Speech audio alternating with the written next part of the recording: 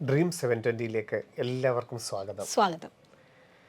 Onam vacation കഴിഞ്ഞ സമയത്ത് നമ്മളൊരു എപ്പിസോഡ് ചെയ്തിരുന്നു. വെക്കേഷനുകൾ ഇനി കുറയ്ക്കേണ്ടതിൻ്റെ ആവശ്യകതയും നീറ്റ് 720യിലോട്ട് നമ്മൾ എത്തണമെങ്കിൽ ഈ അവധി ആഘോഷങ്ങൾക്ക് ഈ വർഷമെങ്കിലും ഒരു അവധി കൊടുക്കണം എന്നുള്ളതൊക്കെ നമ്മൾ പറഞ്ഞിരുന്നു. എനിക്ക് തോന്നുന്നു വളരെ പോസിറ്റീവായിട്ടുള്ള കമൻറ്റുകളാണ് പേരൻസിൻ്റെ ഭാഗത്തു നിന്നുണ്ടായത്, കുട്ടികളുടെ ഭാഗത്തു നിന്നുണ്ടായത്. അതിൻ്റെ ഒരു റെസ്പോൺസ് എന്നുള്ള ഇതിലായിരിക്കാം ഏറ്റവും കുറച്ച് കുട്ടികൾ, എനിക്ക് തോന്നുന്നു ഒരു 20-30% കുട്ടികൾ മാത്രമേ ഈ അവധിക്ക് വീട്ടിലോട്ട് പോകുന്നതായിട്ട് നമുക്ക് കാണാൻ സാധിക്കുന്നുള്ളൂ. അല്ലെങ്കിൽ അത്രയും ലെങ്ത് 10-11 ദിവസം അവധി എടുക്കുന്നതായിട്ട് കാണുന്നുള്ളൂ. ബാക്കിയുള്ളവരെല്ലാം 1-2 ദിവസം തന്നെ അവരുടെ അവധി ആഘോഷങ്ങൾ കുറയ്ക്കുകയാണ്.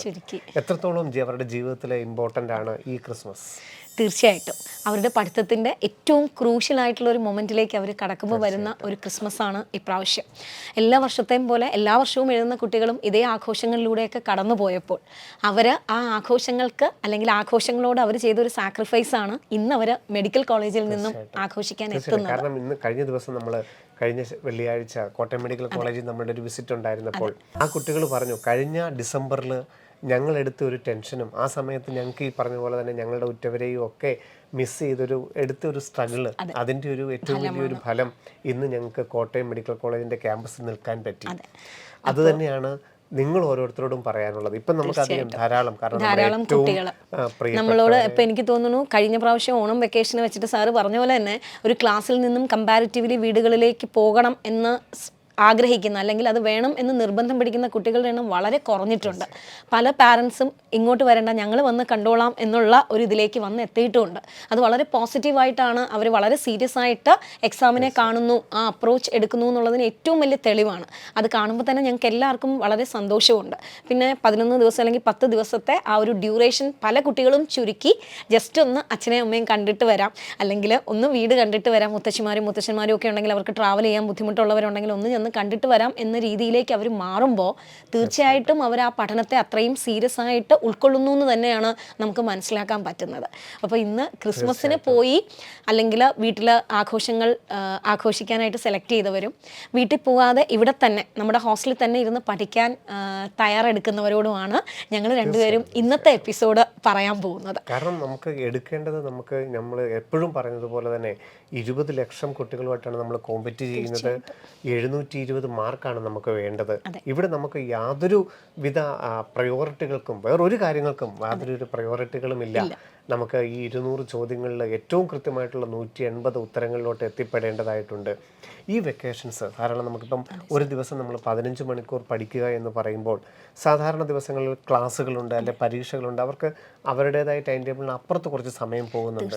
എങ്ങനെയാണ് ഈ വെക്കേഷന് ഒരു ദിവസം ഫുൾ 24 മണിക്കൂറും ആ കുട്ടിക്ക് കിട്ടുന്നുണ്ട്, എങ്ങനെയാണ് ഈ 15 മണിക്കൂറിനെ വിനിയോഗിക്കേണ്ടത്? ഏറ്റവും ആദ്യം ചെയ്യേണ്ടത് ഒരു പക്ഷേ ഇവിടെ നിന്ന് അവർ 8 to 8 അല്ലെങ്കിൽ അവരിപ്പോൾ 8 to 4 എന്തായാലും നമ്മുടെ ക്യാമ്പസിൽ ഉണ്ടാവും. അപ്പോൾ ആ സമയത്ത് ക്ലാസ്സിലിരിക്കുന്നത് പോലെ അല്ല വീട്ടിലേക്ക് എത്തുമ്പോൾ, പ്രത്യേകിച്ചും കുറച്ച് ഡ്യൂറേഷന് ശേഷം എത്തുമ്പോൾ കാണാനായിട്ട് ആൾക്കാരൊക്കെ വരുന്നുണ്ടാകാം.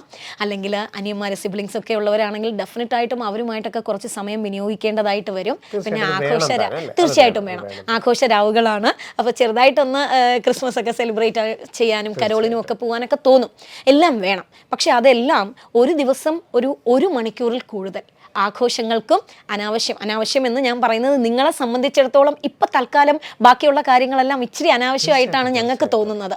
അങ്ങനെ മറ്റൊന്നിനും പ്രയോറിറ്റി ഇല്ല. അപ്പോൾ അങ്ങനെയുള്ള കാര്യങ്ങളെ കുറച്ച് മാറ്റി വെക്കണം എന്ന് പറഞ്ഞ് ഈ പോകുന്ന ദിവസം, ഇപ്പോൾ ഇന്നാണ് നിങ്ങൾ പോകുന്നതെങ്കിൽ ഇന്നത്തെ ദിവസം ഓടിച്ചെന്ന് പുസ്തകം എടുത്ത് വായിച്ച് ഞാൻ വലിയ പഠിപ്പിസ്റ്റാണ് എന്ന് കാണിക്കാനല്ല പറഞ്ഞത്. മറിച്ച് നിങ്ങൾ വീട്ടിൽ ആരെങ്കിലും വന്നാൽ അവരോട് സംസാരിക്കേണ്ട സമയത്തിൻ്റെ ഡ്യൂറേഷൻ അത് നിങ്ങളുടെ മനസ്സിൽ കൃത്യമായൊരു ബോധമുണ്ടായിരിക്കണം. അനിയനോട് കളിക്കാൻ പോകുമ്പോഴും ഇപ്പുറത്തുള്ള കുട്ടികൾ വരുമ്പോഴും എത്ര സമയം നിങ്ങൾ അവരോട് വിനിയോഗിക്കുന്നു എന്നുള്ളത് കൃത്യമായിട്ട് നിങ്ങളുടെ മനസ്സിലുണ്ടാകണം. അതിൻ്റെ ഡ്യൂറേഷൻ ഒരിക്കലും എക്സ്റ്റെൻഡ് ചെയ്ത് പോകാൻ പാടില്ല. പിന്നെ വീട്ടിലാകുമ്പോൾ ഡെഫിനറ്റ് ആയിട്ട് നമുക്ക് അമ്മ ഇടയ്ക്കിടയ്ക്കൊക്കെ എന്തെങ്കിലുമൊക്കെ ഉണ്ടാക്കി തരും, അമ്മയുടെ അടുത്തൊന്ന് സംസാരിക്കാൻ പോകണം, അങ്ങനെയൊക്കെ ഒന്ന് കറങ്ങി നടക്കാൻ തോന്നും. പക്ഷെ അതിലെല്ലാം ഏറ്റവും ഇമ്പോർട്ടൻ്റ് ആയിട്ട് നിങ്ങൾ കീപ്പ് ചെയ്യേണ്ട ഒരു ഡ്യൂറേഷൻ ഓഫ് ടൈം ഉണ്ട്. അത് വളരെ റെസ്ട്രിക്റ്റ് ചെയ്ത് തന്നെ കീപ്പ് ചെയ്യണം. അപ്പം നമുക്ക് മറ്റൊരാളിനെ വെറുപ്പിക്കാതെ, ഇപ്പോൾ നിങ്ങളെ കാണാൻ വരുന്ന ഒരു നൈബർ കാണാൻ വരുമ്പോൾ ഞാൻ റൂമിലിരുന്ന് പഠിക്കുന്നു എന്ന് പറയുന്ന ചെയ്യുന്നതിനേക്കാളും ജസ്റ്റ് പോയി അവരെ കണ്ട് ഒന്ന് സംസാരിച്ച് തിരിച്ചു വരാനുള്ള ഒരു ബുദ്ധി ആ സമയത്ത് നിങ്ങൾ കാണിക്കണം. അപ്പോൾ ആ ഡ്യൂറേഷൻ എത്രത്തോളം സ്പെൻഡ് ചെയ്യുന്നു എന്നുള്ളതാണ് ഈ ഒരു വെക്കേഷനിൽ നിങ്ങൾ ഏറ്റവും നന്നായിട്ട് ആലോചിക്കേണ്ടത്. ആരോടും സംസാരിക്കേണ്ടെന്നോ എൻജോയ് ചെയ്യേണ്ടെന്നോ പുറത്ത് പോകണ്ടെന്നോ ഒന്നും ഞങ്ങൾ പറയുന്നില്ല. പക്ഷെ എല്ലാത്തിനും നിങ്ങൾ കീപ്പ് ചെയ്യേണ്ട ഒരു ടൈം ലിമിറ്റ്. തീർച്ചയായിട്ടും. കാരണം നമുക്ക് എടുക്കേണ്ട ഈ 15 മണിക്കൂർ അല്ലെ 14 മണിക്കൂറിനകത്ത് നമുക്ക് ബാക്കിയുള്ള എല്ലാ കാര്യങ്ങളെയും ഉൾക്കൊള്ളിച്ചുകൊണ്ട് തന്നെ ഏറ്റവും എഫക്റ്റീവായിട്ട് നമുക്ക് ഈ 14 മണിക്കൂറിൽ 15 മണിക്കൂറിന് ഉപയോഗിക്കാൻ സാധിക്കണം. അത് ചിലപ്പോൾ ഒരു ദിവസം 10 മണിക്കൂറായി പോയേക്കാം. അവിടെ നമ്മൾ ടൈം അല്ല നോക്കേണ്ടത്, പക്ഷേ ആ ഉപയോഗിക്കുന്ന സമയം എഫക്റ്റീവായിട്ട് ചെയ്യാനായിട്ട് നമ്മൾ ശ്രമിക്കണം. ഇല്ലെങ്കിൽ ജനുവരിയിൽ നമ്മൾ മോഡലിലോട്ട് കിടക്കുമ്പോൾ, കാരണം ഇപ്പം നമുക്ക് ബാക്ക്ലോഗ്സ് ധാരാളം ഉണ്ടാകാം കുറച്ച് പേർക്കെങ്കിലും, അതൊക്കെ നമുക്കൊന്ന് ഒന്നും കൂടെ റിവൈസ് ചെയ്യാനുള്ള ഒരു ഏറ്റവും നമ്മുടെ എനിക്കൊന്ന് മെയ് 5 മുമ്പ് കിട്ടുന്ന അവസാന സമയമാണ് ഈ ഡിസംബർ ലാസ്റ്റ് 31 വരെയുള്ള സമയങ്ങൾ. അത് എഫക്റ്റീവായിട്ട് ഉപയോഗിക്കണം. എനിക്ക് തോന്നുന്നു നമുക്ക് ക്ലാസ്സുകളെല്ലാം കണ്ട കുട്ടികൾക്കാണെങ്കിൽ ഈ വെക്കേഷനുകൾ, അത് ഈ അവധി സമയങ്ങൾ എങ്ങനെ അവർക്ക് ഉപയോഗിക്കാൻ? തീർച്ചയായിട്ടും അവധി കഴിഞ്ഞ് വരുമ്പോൾ ഇവർക്കൊരു മോഡൽ എക്സാം ഷെഡ്യൂൾ ചെയ്തിട്ടുണ്ട്. അപ്പോൾ മോഡൽ എക്സാമിന് വേണ്ടിയിട്ട് ആദ്യമേ തന്നെ പഠിച്ചു വെക്കുക. മോഡൽ എക്സാമിന് വരുന്ന ടോപ്പിക്കുകൾ ഒന്ന് പഠിച്ച് റെഡിയാക്കി വെച്ചവരാണെങ്കിൽ തീർച്ചയായിട്ടും ഈ അവധി ബാക്ക്ലോഗ്സ് ഉള്ളവർ ഡെഫിനറ്റ് ആയിട്ടും അത് തീർക്കാനുള്ള സമയമായിട്ട് ഒരു ഡൗട്ടും വേണ്ട. കാരണം ഇനി ഒരു 11 ദിവസം ഇതുപോലെ നിങ്ങൾക്ക് പരീക്ഷ ക്ലാസ്സുകൾ ഇല്ലാതെ അല്ലെങ്കിൽ മോഡൽ എക്സാമുകൾ ഇല്ലാതെ പരീക്ഷകളില്ലാതെ ഇത്രയും ഒരു ലോങ് ഡ്യൂറേഷൻ ഇനി കിട്ടാൻ പോകുന്നില്ല. കാരണം this will be the last one before exam. അപ്പോൾ അതുകൊണ്ട് ഈ കിട്ടുന്ന 11 ദിവസവും ഫ്രൂട്ട്ഫുൾ ആയിട്ട് എത്ര ബാക്ക്ലോഗ്സ് ഉണ്ടോ അത് മാക്സിമം തീർക്കുക. മാക്സിമം നല്ല പിന്നെ ഒരു ബാക്ക്ലോഗുമായിട്ട് തിരിച്ചു വരാനുള്ള ഒരു അവസരം ഒരിക്കലും ഉണ്ടാവാതെ ഇരിക്കണം. അതാണ് ഏറ്റവും ആദ്യം ചെയ്യേണ്ടത്. ഇനി ബാക്ക്ലോഗ്സ് ഒന്നുമില്ല, നിങ്ങൾ ഓക്കെ ആണ്, എല്ലാം റെഡിയായിട്ട് പോകുന്ന കുട്ടികളാണെങ്കിൽ നിങ്ങളുടെ എപ്പോഴും ഉള്ളൊരു കൺസേൺ കേട്ടതും ഞങ്ങൾ പഠിച്ചതും എഴുതിയതും ഒക്കെ മറന്നു പോകുമോ എന്നുള്ളതാണ്. അപ്പോൾ ഈ ഒരു 11 ദിവസം നിങ്ങൾ അതിനെ ഒന്ന് റിവൈസ് ചെയ്തെടുക്കാൻ വേണ്ടിയിട്ടാണ് നോക്കേണ്ടത്. അതിനെ ഒന്ന് റിവൈസ് ചെയ്ത് നിങ്ങൾക്ക് ഇപ്പോൾ എന്നോട് സംസാരിക്കുന്ന പല കുട്ടികളും ഏറ്റവും അടുത്ത സമയത്ത് പറയുന്ന ഏറ്റവും വലിയ കൺസേൺ അത് തന്നെയാണ്. ഇപ്പോൾ തിരിഞ്ഞു നോക്കുമ്പോൾ ആ ചാപ്റ്റർ എനിക്ക് അറിയാവോ, അതെനിക്ക് എഴുതാൻ പറ്റുമോ, മറന്നു പോകുമോ എന്നൊരു പേടിയുണ്ട് മിസ്സേ, എനിക്ക് തിരിഞ്ഞു നോക്കുമ്പോൾ ഒന്നും മനസ്സിലാകാത്ത പോലെ തോന്നുന്നു. അങ്ങനെയൊക്കെ പറയുന്ന കുട്ടികൾക്ക് ഈ സമയം നിങ്ങൾക്ക് റിവൈസ് ചെയ്ത് നോക്കാൻ പറ്റുന്ന ഒരു ഏറ്റവും നല്ല സമയമാണ്. കാരണം ഈ ഒരു 11 ദിവസം നിങ്ങൾ റിവൈസ് ചെയ്ത് കഴിഞ്ഞാൽ മോഡൽ എക്സാം വരുമ്പോൾ ഓരോ യൂണിറ്റിന് മുൻപും നിങ്ങൾ 2ാമത്തെയോ 3ാമത്തെയോ 4ാമത്തെയോ റിവിഷനിലേക്ക് പോകും. ചുരുക്കത്തിൽ മെയ് 5 ആകുമ്പോൾ നിങ്ങൾ ഓരോ യൂണിറ്റ് അല്ലെങ്കിൽ ഓരോ ചാപ്റ്ററും ഓരോ കണ്ടന്റും എത്രയോ പ്രാവശ്യം റിവൈസ് ചെയ്തിട്ടുണ്ടാകും. പഠിച്ചിട്ടുണ്ടാകും എന്നല്ല ഞാൻ പറഞ്ഞത്, റിവൈസ് ചെയ്തിട്ടുണ്ടാകും. അതാണ് വേണ്ടതും. തീർച്ചയായിട്ടും അതാണ് വേണ്ടതും. കാരണം അപ്പോൾ ഇനിയുള്ള ഈ വെക്കേഷൻ സമയങ്ങളിൽ നമുക്ക് യഥാർത്ഥത്തിൽ ഈ ഫ്രീ ടൈം കൂടുതൽ കിട്ടുന്ന സമയത്ത് പരീക്ഷകൾ എഴുതാൻ നോക്കുക. കാരണം ടീച്ചർ പറഞ്ഞതുപോലെ തന്നെ നമ്മളെല്ലാം കണ്ടന്റ് വൈസ് നമ്മൾ അടുക്കി വെച്ചിട്ടുണ്ട്, നമ്മുടെ തലച്ചോറുകളിലെല്ലാം അടുക്കി വെച്ചിട്ടുണ്ട്. ഇത് നമ്മളുടെ നിന്ന് മിസ്സാകുമോ എന്ന് എല്ലാവരും പറയാറുള്ള കാര്യമാണ്. എങ്ങനെ നമുക്കതിനെ ഓവർകം ചെയ്യാം? തീർച്ചയായിട്ടും ഒരു ദിവസം ഈ പ്രീവിയസ് ഇയർ ക്വസ്റ്റ്യൻസ് ഓൾറെഡി നമ്മൾ മോഡലുകളോ ഇതൊക്കെ നമുക്ക് തീർച്ചയായിട്ടും വരുന്നുണ്ട്. പ്രീവിയസ് ഇയർ ക്വസ്റ്റ്യനോ അല്ലെങ്കിൽ അതുപോലുള്ള പരീക്ഷകൾ ഒരു ദിവസം ഒരെണ്ണം വെച്ചെങ്കിലും എഴുതി നോക്കിയാൽ നമ്മൾ പഠിച്ച കാര്യങ്ങൾ ഒരിക്കലും മറന്നിട്ടില്ല, നമുക്കത് റിവൈസ് ചെയ്യാൻ പറ്റുന്നുണ്ട് എന്നുള്ളത് തീർച്ചയായിട്ടും മനസ്സിലാക്കാനായിട്ട് സാധിക്കും. അപ്പോൾ അങ്ങനെയുള്ള ഒരു കുട്ടികൾക്ക് വേണ്ടിയിട്ട് വേറെയും ഒരു കാര്യമുണ്ട്. നമ്മൾ ഓരോ ചാപ്റ്ററിൻ്റെയും എക്സാം ഇട്ട പ്രീവിയസ് ഇയേഴ്സ് ക്വസ്റ്റ്യൻ ബ്രില്യൻറ്റിൽ അവൈലബിൾ ആണ്. അപ്പോൾ നിങ്ങൾ പോകുന്നതിൻ്റെ കൂട്ടത്തിലോ അല്ലെങ്കിൽ നിങ്ങൾക്ക് ആ ബുക്കുകൾ ഇവിടുന്ന് ലൈബ്രറിയിൽ നിന്ന് നിങ്ങൾക്ക് എടുക്കാൻ പറ്റും. നിങ്ങൾ എടുത്തിട്ട് പോയിട്ട് ഓരോ ചാപ്റ്റർ അല്ലെങ്കിൽ ഓരോ യൂണിറ്റ് ആയിട്ട് നിങ്ങളൊന്ന് റിവൈസ് ചെയ്ത് നോക്കുക. അത് നീറ്റ് പരീക്ഷ എങ്ങനെയാണോ അറ്റൻഡ് ചെയ്യുന്നത് അതേ സമയം കൊടുത്ത് അതേ രീതിയിൽ അറ്റൻഡ് ചെയ്ത് നോക്കുക. അപ്പോൾ ചാപ്റ്റർ വൈസ് അറ്റൻഡ് ചെയ്ത് നോക്കുമ്പോഴുള്ള ഗുണം, ഏതെങ്കിലും ഒരു ചാപ്റ്ററിൽ കുറച്ച് ക്വസ്റ്റ്യൻസ് മറന്നുപോയാൽ നിങ്ങൾക്ക് അപ്പം മനസ്സിലാകും ആ ഏരിയയാണ് ഞാൻ കൂടുതൽ റിവിഷൻ പോകേണ്ടത്. അപ്പോൾ റിവിഷന് ഏറ്റവും നല്ല മാർഗം ഈ പറയുന്ന പോലെ പരീക്ഷകൾ എഴുതി നോക്കുക എന്നുള്ളതാണ്. അപ്പോൾ ഒരു ദിവസം എങ്ങനെ പോയാലും നിങ്ങൾ ഒരു ചാപ്റ്റർ എങ്കിലും, ഒരു ചാപ്റ്റർ എന്നാണ് ഞാൻ പറഞ്ഞത്, അത് നിങ്ങൾ യൂണിറ്റ് എക്സാം എഴുതുന്നവരാണ്, യൂണിറ്റ് എക്സാം ഇപ്പോൾ 2ഓ 3ഓ ചാപ്റ്റർ ഒരുമിച്ച് എഴുതാൻ ഇഷ്ടമുള്ളവരാണെങ്കിൽ അങ്ങനെയും എഴുതാം. നിങ്ങൾ എങ്ങനെ എഴുതിയാലും ദിവസം ഒരു പരീക്ഷ നിങ്ങൾക്ക് എഴുതാൻ പറ്റണം. ഒന്നെന്ന് ഞാൻ പറയുന്നത് മിനിമമാണ്. അത് നിങ്ങൾ എത്ര പരീക്ഷ എഴുതുന്നു, നിങ്ങൾക്കിപ്പോൾ ഒരു ദിവസം ഒരു ഫിസിക്സ്, ഒരു കെമിസ്ട്രി, ഒരു ബോട്ടണി, ഒരു സുവോളജി, 4 ചാപ്റ്റർ നിങ്ങൾ കമ്പൽസറി ആയിട്ട് ഈ 11 ദിവസവും എഴുതിയേ മതിയാകും. അങ്ങനെ എഴുതുമ്പോൾ തന്നെ റിവിഷൻ നിങ്ങൾക്ക് ആ ഒരു ദിവസം കൊണ്ട് തന്നെ ഏകദേശം നിങ്ങൾ എല്ലാം കൂടി ഒരു 44 ചാപ്റ്റേഴ്സ് എഴുതി കഴിയും. അതിൽ തന്നെ പിന്നെ നിങ്ങൾക്ക് വേണമെങ്കിൽ ഒരു പ്രാവശ്യം ചാപ്റ്റർ എഴുതി കഴിഞ്ഞ് നിങ്ങൾ കോൺഫിഡൻ്റ് ആണെങ്കിൽ നിങ്ങൾക്ക് തന്നെ യൂണിറ്റ് എക്സാമുകൾ, യൂണിറ്റിൻ്റെ അതിനാണ് പ്രീവിയസ് ഇയേഴ്സ് ക്വസ്റ്റ്യൻസും അതുപോലെ തന്നെ യൂണിറ്റ് വൈസ് ആയിട്ട് ബ്രില്യൻ്റ് നടത്തിയ എല്ലാ എക്സാമിനേഷൻ്റെ ക്വസ്റ്റ്യൻസും നമ്മുടെ ലൈബ്രറിയിൽ അവൈലബിൾ ആണ്. അപ്പോൾ നിങ്ങൾ പോകുന്നതിന് മുൻപ് ആ പുസ്തകങ്ങൾ എടുത്തുകൊണ്ട് പോവുക. അല്ലെങ്കിൽ നിങ്ങൾക്ക് എല്ലാ ഫെസിലിറ്റീസും ഈ ലേണിംഗ് ആപ്പിൽ, അതെ, ചാപ്റ്റർ വൈസ് ഉണ്ട്, കണ്ടന്റ് വൈസ് ഉണ്ട്, ക്വസ്റ്റ്യൻസ് ഉണ്ട്. അപ്പോൾ അത് നിങ്ങൾ സെൽഫായിട്ട് ചെയ്തു നോക്കുക. അത് തന്നെയാണ് റിവിഷൻ ഏറ്റവും നല്ല സ്ട്രാറ്റജി. അത് തന്നെയാണ്. കാരണം നമുക്ക് എല്ലാവരും സാധാരണ പറയുന്നതാണ്, കാരണം പഠിച്ച കാര്യങ്ങൾ നമ്മൾ മറന്നു പോകും. അപ്പൊ നമ്മുടെ ഉപബോധ മനസ്സിനെയാണ് നമ്മൾ വിശ്വസിപ്പിക്കേണ്ടത്, ഇത് മറക്കില്ല.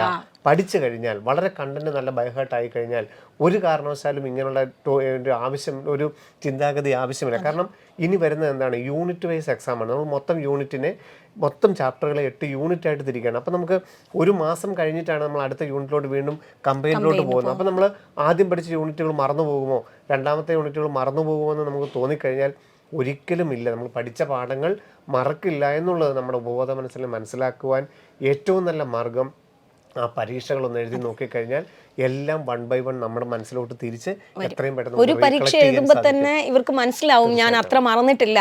ഇനി ഇൻ കേസ് ഒരു പരീക്ഷ ആദ്യം എഴുതുമ്പോൾ അയ്യോ ഞാൻ മറന്നുപോയി, പെട്ടെന്ന് നിങ്ങളുടെ ഈ ഒരു വെപ്രാളം കാരണം എന്തെങ്കിലും മറന്നുപോയി ബ്ലാങ്ക് ആയിട്ട് തോന്നിയാലും നിങ്ങൾ പേടിക്കേ വേണ്ട. ഒരൊറ്റ പ്രാവശ്യം നിങ്ങളൊന്ന് റീതിങ്ക് ചെയ്താൽ, അല്ലെങ്കിൽ ഒന്ന് ടെക്സ്റ്റ് മറിച്ച് നോക്കിയാലോ, ഒന്ന് നിങ്ങളുടെ ഷോർട്ട് നോട്ട്സ് നോക്കിയാലോ നിങ്ങൾക്കത് കിട്ടും എന്നുള്ളത് നിങ്ങൾ നിങ്ങളെ തന്നെ പറഞ്ഞ് വിശ്വസിപ്പിക്കുക. പെട്ടെന്ന് സാധിക്കും. കാരണം ഏറ്റവും എളുപ്പമാണ്. കാരണം ഈ ലേണിംഗ് ആപ്പ് വഴിയും നിങ്ങളുടെ ഷോർട്ട് നോട്ട് വഴിയും ബ്രില്യൻറ്റിൻ്റെ തന്നെ ബാക്കിയുള്ള ബുക്കുകൾ വഴിയും ഒക്കെ നിങ്ങൾക്ക് ആ ചാപ്റ്ററിലോട്ട്, ഏറ്റവും പ്രധാനപ്പെട്ട ചാപ്റ്ററുകളിലോട്ട് പെട്ടെന്ന് എത്താനായിട്ട് സാധിക്കും. അപ്പം ഈ രീതിയിൽ വേണം വെക്കേഷൻ ഏറ്റവും നല്ലതായിട്ട് വിനിയോഗിക്കാൻ.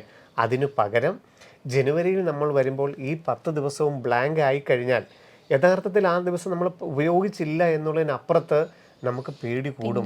നമ്മുടെ മനസ്സിൽ നമ്മളിത് ചെയ്തില്ലല്ലോ എന്നുള്ള ഒരു കുറ്റബോധം നമുക്ക് കൂടുതൽ നെഗറ്റീവിലോട്ട് നമ്മൾ പോവുകയും ജനുവരി ഫെബ്രുവരി സമയത്ത് നമുക്ക് കൂടുതൽ ടെൻഷനിലോട്ട് പോകും.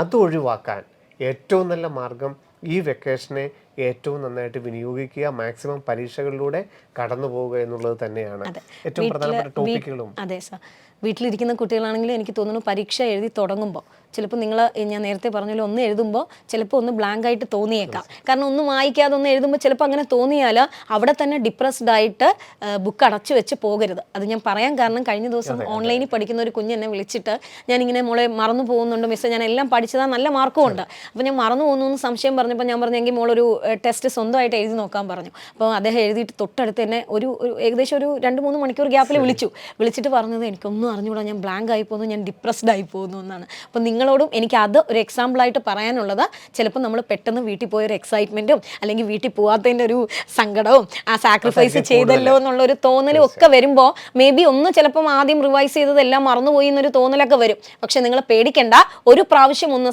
ഈ നോട്ട് വായിച്ചോ അല്ലെങ്കിൽ ഈ ലേണിംഗ് ആപ്പിൽ പോയോ നിങ്ങൾ ജസ്റ്റ് ഒന്ന് നോക്കിക്കഴിയുമ്പോൾ അത് നിങ്ങളുടെ കയ്യിലേക്ക് വരും. അപ്പോൾ ആ സിറ്റുവേഷൻ പോലും പാനിക്കായിട്ട് മാറ്റരുത്. പ്രത്യേകിച്ചും വീട്ടിലാണ് ആ സമയത്ത് പാനിക്കാവാനും, അയ്യോ ഞാൻ വീട്ടിൽ വന്നിരുന്നിട്ട് എഴുതി നോക്കിയപ്പോൾ പഠിക്കുവാണല്ലോ, ഞാൻ വീട്ടിലും വന്നുപോയി എഴുതിയിട്ടും കിട്ടുന്നില്ലല്ലോ, ഞാനെല്ലാം മറന്നുപോയി, അങ്ങനെ ഒന്നും വിചാരിക്കേണ്ട. നിങ്ങളുടെ മനസ്സിലുണ്ടാകുന്ന ചെറിയൊരു തോന്നൽ പോലും ഇപ്പം നിങ്ങൾക്ക് നെഗറ്റീവ് എനർജിയാണ് തരാൻ പോകുന്നത്. അപ്പോൾ മാക്സിമം പോസിറ്റീവായിട്ടിരിക്കുക എന്നുള്ളതാണ് ഏറ്റവും ഇമ്പോർട്ടൻറ്റ്. അതുപോലെ തന്നെ നമുക്കറിയാം ഇനി വരുന്ന ജനുവരി ഫെബ്രുവരി മാർച്ച് ഏപ്രിൽ മാസങ്ങൾ എന്ന് പറഞ്ഞാൽ അപേക്ഷിക്കേണ്ടതിൻ്റെ സമയമാണ്.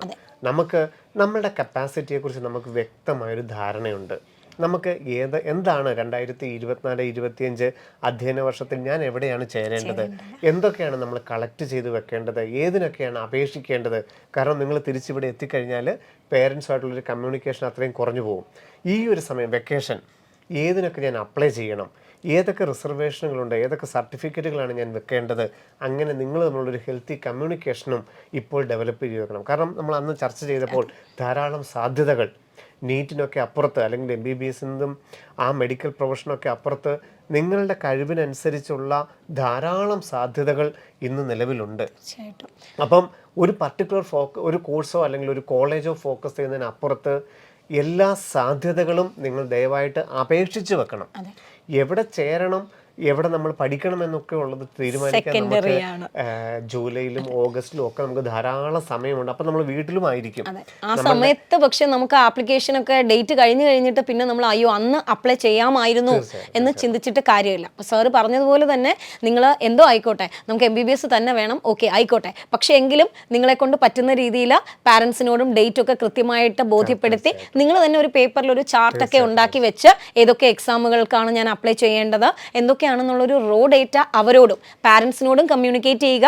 അതുപോലെ തന്നെ കുഞ്ഞുങ്ങളോട് എനിക്ക് തോന്നുന്നു ഇവിടെ വന്നു കഴിഞ്ഞാൽ പിന്നെ ആഴ്ചയിലൊക്കെ ഫോൺ കിട്ടത്തുള്ളൂ. അപ്പോൾ ആ ഒരു കമ്മ്യൂണിക്കേഷൻ ഇടയ്ക്ക് അത്രയും ക്ലിയർ ആയി കിട്ടാനുള്ള സാധ്യത കുറവായതുകൊണ്ടും അവർ പഠിക്കുന്ന തിരക്കിൽ ഇതെല്ലാം കൂടെ ഓർത്ത് വയ്ക്കാനുള്ള സാധ്യതയും കുറവാണ്. അപ്പോൾ ഈ വീട്ടിൽ കിട്ടുന്ന ഈ കുറച്ച് ദിവസങ്ങളിൽ നിങ്ങൾ പാരൻസും ഏറ്റവും ഹെൽത്തി ആയിട്ട് തന്നെ കുട്ടികളുടെ മാർക്കുകളെ ഒന്ന് അനലൈസ് ചെയ്ത് അവർക്ക് എത്ര ബാക്ക്ലോഗ്സ് ഉണ്ടെന്ന് മനസ്സിലാക്കി എങ്ങനെയാണ് അവരിനെ മുന്നോട്ട്, അല്ലെ തീർച്ചയായിട്ടും അവരെ ഏറ്റവും നന്നായിട്ട് അറിയുന്നത് നിങ്ങളാണ്, പാരൻസ് ആണ്. അപ്പോൾ അവരുടെ കുറവുകളും കൂടുതലുകളും കൃത്യമായിട്ട് മനസ്സിലാക്കി അതിനനുസരിച്ച് ഈവൻ ഒരു ചാർട്ട് തന്നെ ഉണ്ടാക്കി വെക്കാം. ഏതൊക്കെ എക്സാമുകൾക്കാണ് അപ്ലൈ ചെയ്യേണ്ടത്, എന്നാണ് ഡേറ്റ് വരുന്നത്, അപ്പോൾ മോള് ഇവിടെ ആയിരിക്കും, അതിനുവേണ്ടി എന്തൊക്കെയാണ് ഞങ്ങളും ഒരുങ്ങി തയ്യാറാകേണ്ടതെന്ന് രക്ഷിതാക്കൾ. ഒരു കോഴ്സോ അല്ലെങ്കിൽ ഒരു മാർക്കോ കിട്ടിയില്ലെന്ന് വിചാരിച്ച് നിന്റെ ജീവിതത്തിൽ യാതൊരു കുഴപ്പവും വരില്ല എന്ന് ഏറ്റവും അധികം അവരെ മനസ്സിലാക്കാൻ പറ്റിയത് നിങ്ങൾക്കാണ്. നിങ്ങളുടെ കൂട്ടത്തിൽ ഒന്ന് പിടിച്ചു നിർത്തി നമുക്ക് ധാരാളം അവസരങ്ങൾ 100% സത്യമാണ്. കാരണം 2028-30 കാലഘട്ടത്തിലാണ് നമ്മുടെ ഈ കുട്ടികൾ ഇന്ത്യൻ എക്കണോമിയിലോട്ട് ശ്രദ്ധ തിരിച്ച് ഇന്ത്യൻ ഇൻഡസ്ട്രിയിലോട്ടൊക്കെ തിരിച്ചിരുന്നത്. അപ്പം യാതൊരു തരത്തിലും ഒരു കോഴ്സിനോ കോളേജിനോ ഉള്ള പ്രാധാന്യത്തിനപ്പുറത്ത് ഏറ്റവും നല്ല പ്രസൻ്റായിട്ട് ഏറ്റവും നല്ല വ്യക്തിയായിട്ട് ജീവിക്കുക എന്നുള്ളതാണ് കാര്യം. അപ്പം ആ തരത്തിൽ അവരെ ഒന്ന് കൈപിടിച്ച് നിർത്തേണ്ട വലിയൊരു ബാധ്യത നമുക്ക് നമ്മുടെ സമൂഹത്തിനുണ്ട്. അതിൽ ഏറ്റവും കൂടുതലുള്ളത് നമ്മുടെ രക്ഷിതാക്കൾക്ക് തന്നെയാണ്, നമ്മൾ ഉൾപ്പെടുന്ന രക്ഷിതാക്കൾക്ക് തന്നെയാണ്. അപ്പം വീട്ടിൽ വരുമ്പോൾ പോലും കുഞ്ഞുങ്ങളോട് ഇപ്പോൾ നിങ്ങൾ അങ്ങനെ ആരും പറയില്ല എന്ന് തന്നെ ഞങ്ങൾക്ക് അറിയാം, എങ്കിൽ പോലും നിങ്ങളുടെ ആ ഒരു വേവലാതിയും ബുദ്ധിമുട്ടും ഒക്കെ കൊണ്ട് കുഞ്ഞിനോട് എന്തുകൊണ്ട് ഇത് ചെയ്യാൻ പറ്റുന്നില്ല, അല്ലെങ്കിൽ നീ ഈ പ്രാവശ്യം കിട്ടിയില്ലെങ്കിൽ എന്ത് ചെയ്യും മോളെ എന്ന് നിങ്ങൾ ചോദിക്കുന്ന ഒരു പാനിക്കായിട്ട്, അല്ലെങ്കിൽ നിങ്ങളുടെ വേവലാതി കൊണ്ട് നിങ്ങൾ ചോദിക്കുന്ന ചോദ്യം കുഞ്ഞിന്റെ മനസ്സിൽ ഭയങ്കര ആഴത്തിലൊരു ക്വസ്റ്റ്യൻ ഉണ്ടാക്കും. നമ്മൾ ഒരു വർഷം ഇതിനു വേണ്ടിയിട്ട് എടുത്ത തീരുമാനം തെറ്റായോ എന്ന് ചിന്തിക്കേണ്ട സമയമല്ല. അതെ തീർച്ചയായിട്ടും. അപ്പോൾ എനിക്ക് തോന്നുന്നു കുട്ടികളും ഇങ്ങനെ അയ്യോ ഇതെനിക്ക് കിട്ടിയില്ലെങ്കിൽ എന്ത് ചെയ്യും എന്നൊരു ചിന്ത ഇപ്പോൾ അവരുടെ മനസ്സിലേക്ക് നമ്മൾ ഇട്ടുകൊടുത്താൽ അവരുടെ പഠനത്തെയും അവരുടെ കോൺസെൻട്രേഷനെയും അവരുടെ ഇഫക്റ്റീവായിട്ട് പഠിക്കുന്ന ലെവലിനെ തീർച്ചയായിട്ടും കുറച്ച് കളയും. നമുക്ക് ആ ഒരു ആകുലതയുണ്ട്, പക്ഷെ അത് നമുക്ക് മനസ്സിൽ തന്നെ വെക്കാം. അവരോട് ആ മോളെ നീ നിനക്ക് പറ്റുന്ന രീതിയിൽ പഠിക്കൂ, കിട്ടിയില്ലെങ്കിൽ അപ്പോഴല്ലേ എന്ന് പറഞ്ഞാൽ അവർ ഏറ്റവും കാമായിട്ട് തന്നെ ആ ഒരു കേസിനെ അപ്രോച്ച് ചെയ്യും. അങ്ങനെ കാമായിട്ട് അപ്രോച്ച് ചെയ്യാൻ അവർക്ക് ഏറ്റവും ഇഫക്റ്റീവായിട്ട് പഠിക്കാൻ പറ്റും. നേരെ മറിച്ച് ഈ വർഷം കിട്ടിയില്ലെങ്കിൽ എന്ത് ചെയ്യും നമ്മൾ എന്നൊരു ക്വസ്റ്റ്യൻ നിങ്ങൾ ചോദിച്ചാൽ ഇതേ ക്വസ്റ്റ്യൻ കുഞ്ഞിന്റെ മനസ്സിലും കിടക്കും. ആ ക്വസ്റ്റ്യൻ വെച്ചിട്ടായിരിക്കും അവൾ ഓരോ ചാപ്റ്ററും റിവൈസ് ചെയ്യുന്നതും ഓരോ ക്വസ്റ്റ്യൻ ചെയ്യുന്നതും. സോ ആ സമയത്ത് ബ്രെയിൻ അതിനായിരിക്കില്ല ആൻസർ പറയുന്നത്. ഇതുവരെ നിങ്ങൾക്ക് എത്ര മാർക്ക് കിട്ടിയെന്നുള്ളതിന് അതെങ്ങനെയാണ് പ്രൂവ് ചെയ്യേണ്ടത്, എങ്ങനെയാണ് നിങ്ങൾക്ക് കാണിച്ചു തരേണ്ടത് എന്നുള്ളത് എനിക്ക് പിന്നെയും സംശയമുണ്ട്. കാരണം ഇപ്പോൾ നിങ്ങൾ 100 മാർക്ക് നിൽക്കുന്നു, അല്ലെ 200 നിൽക്കുന്നു, അല്ലെ 300, 400, 450 ഏത് മാർക്ക് നിൽക്കുന്നതിന് യാതൊരു പ്രസക്തിയുമില്ല. ഇനിയുള്ള സമയം, ഇനിയുള്ള 4 മാസം 4.5 മാസം ഏറ്റവും എഫക്റ്റീവായിട്ട് വിനിയോഗിക്കാൻ കഴിഞ്ഞാൽ മെയ് 5-ാം തീയതി ഏറ്റവും നല്ലതായിട്ട് നമുക്ക് പ്രസന്റ് ചെയ്യാൻ സാധിച്ചാൽ സാധ്യതകൾ ഇനിയും 90% മുകളിലാണ് നമുക്ക് നല്ലൊരു സ്കോറിലോട്ട് എത്താനായിട്ട്. അതുകൊണ്ട് ഇപ്പോൾ എവിടെ നിൽക്കുന്നു എന്നുള്ളതിന് യാതൊരു പ്രസക്തിയും ഇല്ല എന്നുള്ളത് നിങ്ങളെങ്കിലും തിരിച്ചറിയണം. ഇനിയും നമുക്ക് സമയമുണ്ട്. നമ്മൾ പറഞ്ഞു കഴിഞ്ഞു, ഓരോ ചാപ്റ്ററിലെയും ഓരോ കണ്ടന്റിലൂടെയും നമ്മൾ ഇനിയും 25, 30, 40 പ്രാവശ്യം ഇനിയും നമ്മൾ കടന്നു പോകാൻ പോവുകയാണ്. എത്രയോ ക്വസ്റ്റ്യനുകളാണ് നിങ്ങളെ കാത്തിരിക്കുന്നത്. മുകളിലാണ് ക്വസ്റ്റ്യനുകളും അതിൻ്റെ സൊല്യൂഷനും വീഡിയോ സൊല്യൂഷനിലൂടെയും ഒക്കെ നമ്മുടെ കുട്ടികൾ കടന്നു പോകാൻ പോകുന്നത്. അപ്പം ഒരു കാരണവശാലും ഒരു കമ്പാരിസന്റെ സമയം അല്ല ഇതെന്നുള്ളതും ഓർമ്മിപ്പിക്കുകയും ചെയ്യും. അതെ, ഈ ഒരു അവധിക്കാലം അവർ ഏറ്റവും സന്തോഷമായിട്ട് സമാധാനമായിട്ട് ഇരിക്കുമ്പോൾ അവർ എത്ര സമയം വിനിയോഗിക്കുന്നു എന്നുള്ളത് ശ്രദ്ധിക്കണം, അതിനെക്കുറിച്ച് ചിന്തിക്കണം. അവരുടെ കാര്യങ്ങളെല്ലാം നിങ്ങളും അറിയണം. പക്ഷെ അതിനപ്പുറം അവരും നിങ്ങളും ഒരേ സമയം സ്ട്രെസ് ഫ്രീ ആയിരിക്കാൻ ശ്രദ്ധിക്കുക. അതെ, കാരണം ഏറ്റവും അടുത്ത പാരൻസും കുട്ടികളും തമ്മിലുള്ള ഒരു സമയമാണിത്. ഇവിടെ ആയിരിക്കുമ്പോൾ വല്ലപ്പോഴും ഫോണിൽ കിട്ടുന്ന കുറച്ച് സമയങ്ങളേ ഉള്ളൂ. അപ്പോൾ ഏറ്റവും അടുത്ത് വരുന്ന സമയത്തായിരിക്കണം ഒരുപക്ഷെ ഇങ്ങനെയുള്ള ചർച്ചകളും അനാലിസിസും ക്ലാസ്സിലുള്ള കുട്ടികൾക്ക് എത്ര മാർക്ക്, എങ്ങനെയുള്ള കുറേ കാര്യങ്ങൾ. ഒരുപക്ഷെ നമ്മുടെ എല്ലാം ആകുലത അത് തന്നെയാണ് എങ്കിൽ പോലും അതിനെയൊക്കെ തൽക്കാലം നമുക്ക് മാറ്റിവെക്കാം. കാരണം ഇപ്പോൾ നമ്മൾ പറയുന്ന ഓരോ വാക്കുകളും അവരുടെ മനസ്സിൽ വളരെ ആഴത്തിൽ പോകും. കാരണം അവർ ആ ഒരു സിറ്റുവേഷനിലാണ്, പ്രത്യേകിച്ചും വളരെ സീരിയസ് ആയിട്ട് ഇതിനെ അപ്രോച്ച് ചെയ്യുന്ന പല കുട്ടികളും അവർക്കറിയാം 20 ലക്ഷം കുട്ടികളുമായിട്ട് അവർ മത്സരിക്കുമ്പോൾ അത് എത്രത്തോളം അവർ സീരിയസ് ആകണം എന്ന് അറിയാം എന്നുള്ള കുട്ടികൾക്ക് പ്രത്യേകിച്ചും ചെറിയൊരു വാക്ക് പോലും അവരുടെ മനസ്സിലത് കൊള്ളും.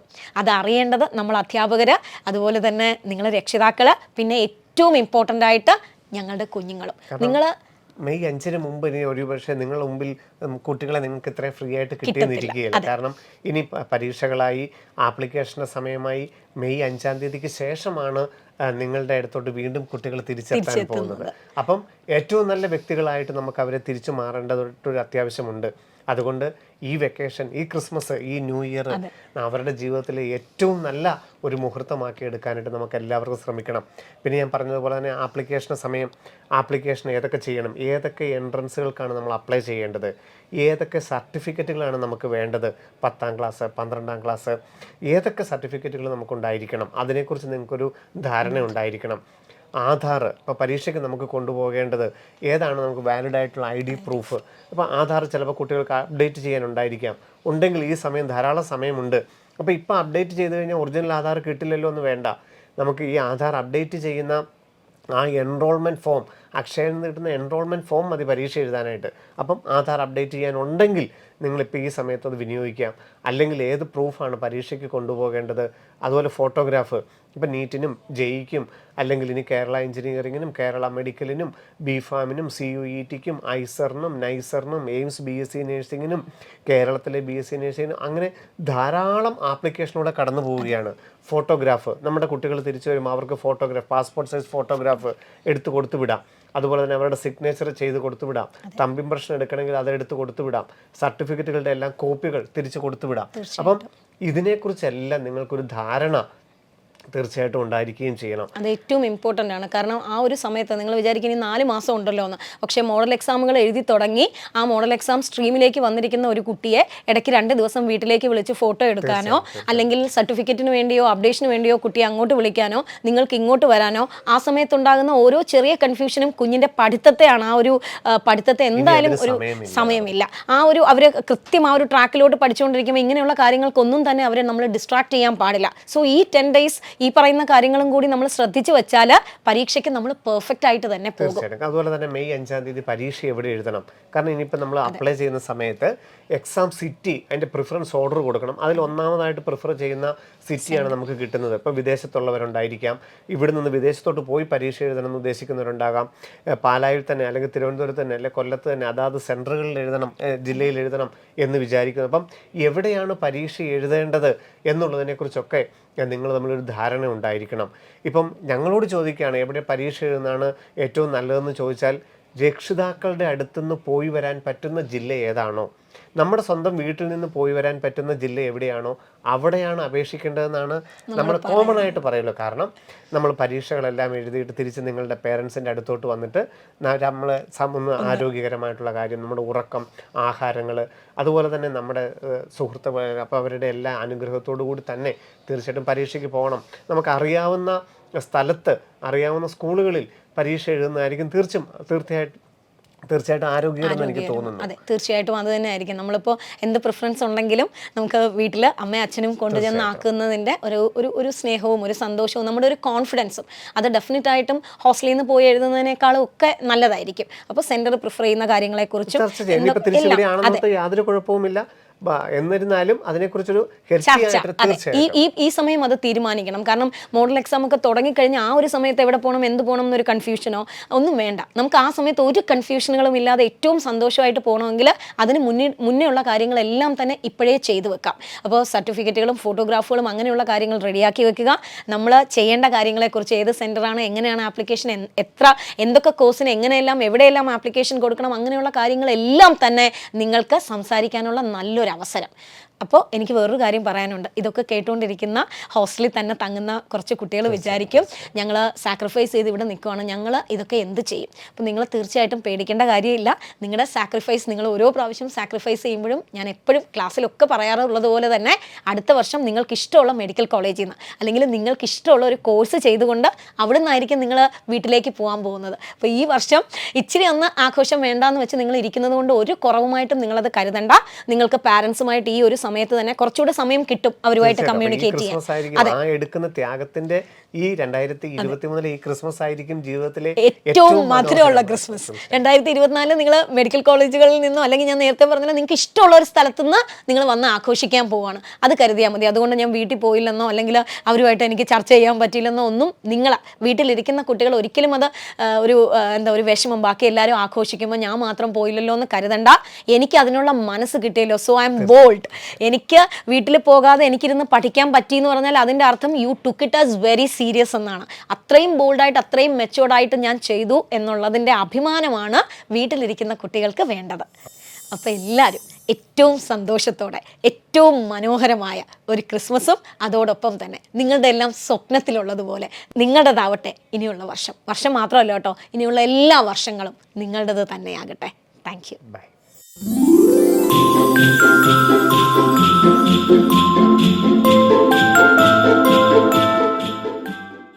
എൻട്രൻസ് സംബന്ധമായ വാർത്തകളും അപ്ഡേഷനുകളും ഏറ്റവും വേഗം ആധികാരികമായി അറിയാൻ brilliant study centre Pala YouTube channel subscribe ചെയ്യുക, ബെൽ ഐക്കൺ അമർത്തുക, ഈ വീഡിയോ മറ്റു സുഹൃത്തുക്കളിലേക്കും മാക്സിമം ഷെയർ ചെയ്യുക.